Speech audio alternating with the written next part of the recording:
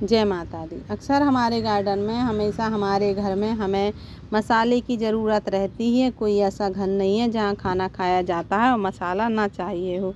तो क्यों ना हम अपने घर पर ही कुछ मसाले घर पर ही ग्रो कर लें, जो कि बिना केमिकल के होंगे और काफ़ी अच्छे से हमें उसमें अच्छे से हेल्थ भी मिलेगी और कोई भी हमें उसमें दवाई का यूज़ हमें नहीं करना पड़ेगा। तो आप देखिए कि हम स्टार्ट करते हैं अपने इसी प्लांट से। अगर आपने मेरी वीडियो को अभी तक सब्सक्राइब नहीं किया है तो ज़रूर करें, साथ में बेल आइकन भी प्रेस करें, जिससे कि वीडियो की आने वाली नोटिफिकेशन आपको मिलती रहे। सबसे पहला प्लांट मेरा जो मसाले का प्लांट है वो है गरम मसाले का प्लांट। गरम मसाले का प्लांट इसे क्यों बोलते हैं, क्योंकि जब आप इसकी पत्ती को तोड़ते हैं और आप इसकी खुशबू लेंगे तो आपको इसमें जायफल, लौंग, इलायची सभी का इसमें आपको तेज पत्ता सभी की आपको इसमें खुशबू आएगी। अगर आप इसके 2 पत्ते भी अपनी सब्ज़ी में डाल देते हैं तो बाकी मसालों का स्वाद अपने आप ही 2 पत्ते इसके दे देते हैं। तो अगर आपको अपने गार्डन में अगर मसाले के प्लांट उगाने हैं तो आप इस गरम मसाले के प्लांट को उगा लीजिए, बहुत आसानी से उग जाता है।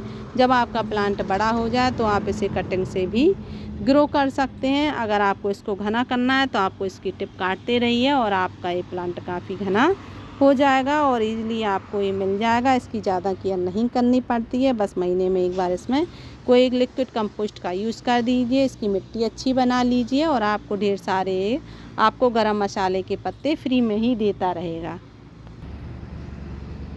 मसाले की बात हो तो सौंफ की बात ना हो, ऐसा कैसे संभव है। तो अपने गार्डन में आप इस तरह से सौंफ के सीड डाल दीजिए। जब आप सौंफ के सीड डाल देंगे तो आपको इस तरह से इसमें देखिए फ्लावरिंग भी आएगी। पहले आप इनकी पत्तियों को भी हार्वेस्ट कर सकते हैं खाने के लिए, फिर उसके बाद जब आप इनके सीड को छोड़ देंगे प्लांट तो आप देखिए इस तरह से इसमें फ्लावरिंग आएगी। और जब इसमें जो सौंफ पकेगी और जब आप उसको खाएंगे तो उसका टेस्ट आपको अभी तक आपने कभी टेस्ट ना लिया होगा, इतना अच्छा आपको इसमें टेस्ट भी मिलेगा। बहुत अच्छा है इसका टेस्ट लगता है घर की हमारी सौंफ का। तो अपने गार्डन में अगर आप चाहें तो आप सौंफ भी उगा सकते हैं आसानी से, और आप चाहें तो अपने गार्डन में इस तरह से धनिया भी उगा सकते हैं। और धनिया का एक प्लांट ही आप देखिए कितना बड़ा हो जाता है, ढेर सारे इसमें सीड भी बनेंगे। शुरुआत में आप इसकी 2 बार हार्वेस्टिंग इसकी पत्तियों की कर सकते हैं, उसके बाद इसमें इस तरह से फ्लावरिंग शुरू हो जाती है, ढेर सारे पॉलिनेटर को भी बुलाता है। और आप जब आप देखिए कि इसमें इस तरह से सीड बनने लगें तो आप चाहें तो इन्हें अपनी सब्जी में ताज़ा भी यूज ग्रीन कर सकते हैं। अगर सुखाना चाहें तो आप इन्हें सुखा कर भी अपने घर में यूज कर सकते हैं। तो अपने घर के लिए अगर आपको ऑर्गेनिक धनिया लेना है, बाज़ार का कोई केमिकल वाला धनिया नहीं चाहिए, तो आप इस तरह से आप इसको अपने गार्डन में उगा सकते हैं धनिया को। अगला है हमारा ये जीरे का प्लांट, जो कि हमने जीरे का प्लांट ग्रो किया था और आप देखिए कि इसकी अब फ्लावरिंग शुरू हो गई है और आप देखिए कितनी अच्छी इसकी फ्लावरिंग भी है। तो आप अपने गार्डन में अगर जीरा भी छिड़क देते हैं तो जीरे का भी आपको प्लांट सीड काफ़ी मिलेंगे और आपको ढेर सारे इसमें आपको जीरे भी मिलने लगेंगे।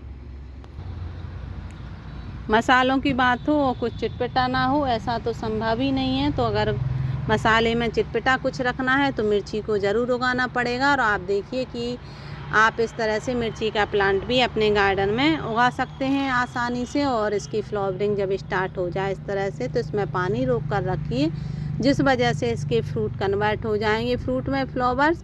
और फिर आप इसमें एक फंगीसाइड का यूज कर दीजिए, जिस वजह से इसमें कोई भी बीमारी ना हो। तो आप नीम ऑयल का स्प्रे कर सकते हैं और फिर इसमें आपको ढेर सारी मिर्ची भी मिलेंगी। और इस तरह से इसकी पौध तैयार की जाती है। हमारी शिमला मिर्च की पौध है और ये हमारी जो सब्जी में मिर्च डाली जाती है उसकी है। तो आपको पौध दोनों की तैयार करनी पड़ेगी, फिर अच्छी कंपोस्टिंग मिलाकर आप इसको ग्रो कर सकते हैं।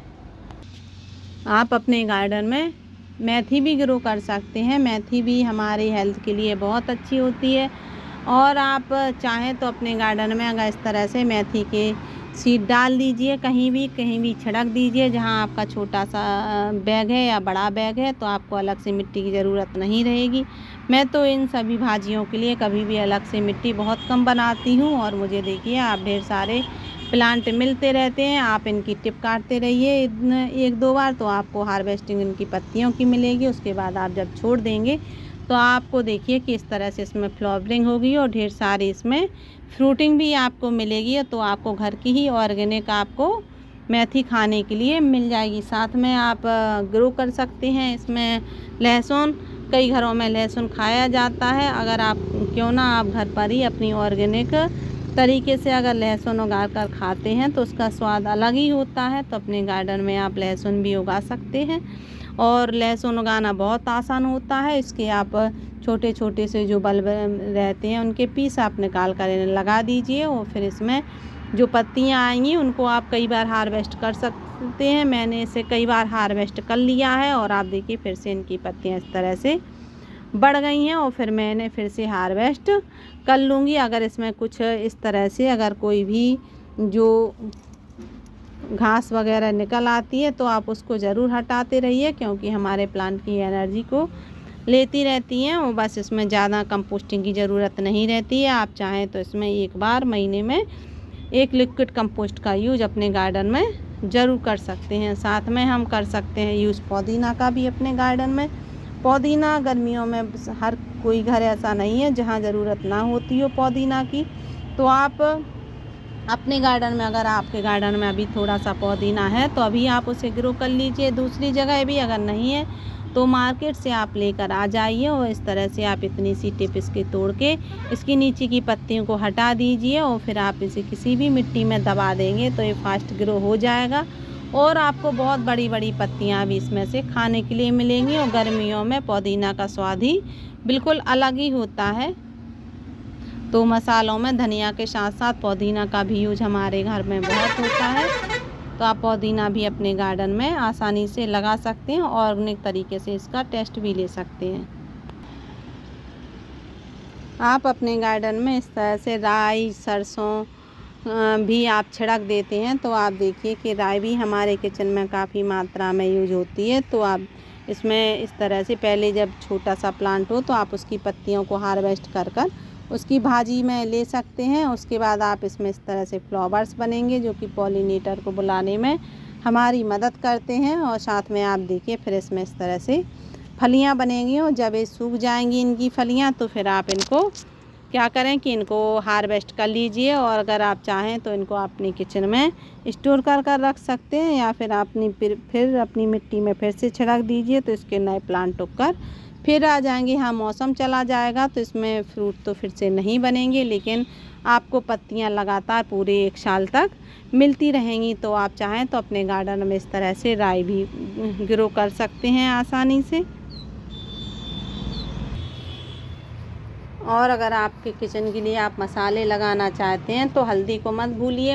हल्दी अभी मार्केट में काफ़ी मिल रही है कच्ची, तो आप उसको आप लेके आ जाइए। इस तरह से उसकी हल्दी की राइजोम होते हैं, आप इसे मिट्टी में अच्छी कंपोस्टिंग भुरभुरी मिट्टी में ज़रूर लगाना है, वरना इसके जो बल्ब हैं वो कम मात्रा में बनेंगे। इसलिए भुरभुरी मिट्टी बनाएं इसकी। अगर आपके पास चिकनी मिट्टी है तो बराबर मात्रा में गोबर की खाद में मिलाकर आप इसमें ग्रो कर सकते हैं। इसमें कोई भी फंगीसाइड, कोई भी केमिकल, किसी का भी चीज़ का यूज नहीं किया जाता है, क्योंकि ये खुद ही अपने आप में फंगीसाइड है। इसकी सिंपल मिट्टी बना दीजिए, बस ज़्यादा पानी नहीं देना है। अपने आप जब ग्रो हो जाएगी तो फिर इसमें हर 15 दिन में इसमें आप कंपोस्टिंग का यूज आसानी से कर सकते हैं, लिक्विड कंपोस्ट का। तो 15 दिन में लिक्विड कंपोस्ट अकेली देनी है।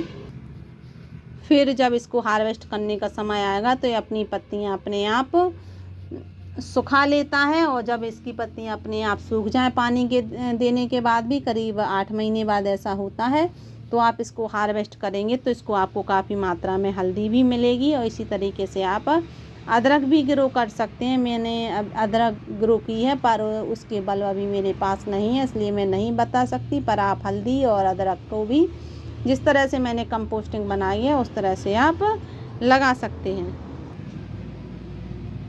आप अपने गार्डन में इस तरह से आप प्याज भी लगा सकते हैं। और देखिए जब इसमें इस तरह से स्प्राउट होने लगे तो आपको इस तरह से इतना अच्छी कंपोस्टिंग बनाकर बराबर मात्रा में और मिट्टी में मिलाकर और इसको अच्छे से इधर तक दबा दीजिए। इसके जो ऊपर की ग्रीन लीफ है उसको छोड़ दीजिए तो इसमें काफ़ी ढेर सारी पत्तियां आएंगी जो आपकी सब्जी के खाने के काम भी आएंगी और नीचे इसमें प्याज ग्रो ढेर सारी होती रहेगी और इसकी जो रूट से नीचे वो पूरे में फैल जाएंगी और आपको ढेर सारे इसमें हरी प्याज खाने के लिए मिलती रहेंगी। और इसमें देखिए काफ़ी अच्छे से स्प्राउट होता है और देखिए कितनी सारी एक ही आपको सीड में काफ़ी सारे ढेर सारी पत्तियां खाने के लिए मिलेंगी। और इसी तरीके से आप लहसुन भी ग्रो कर सकते हैं। तो आपको कैसी लगी वीडियो? अगर अच्छी लगी हो तो प्लीज़ इसे सब्सक्राइब ज़रूर करें। Thank you.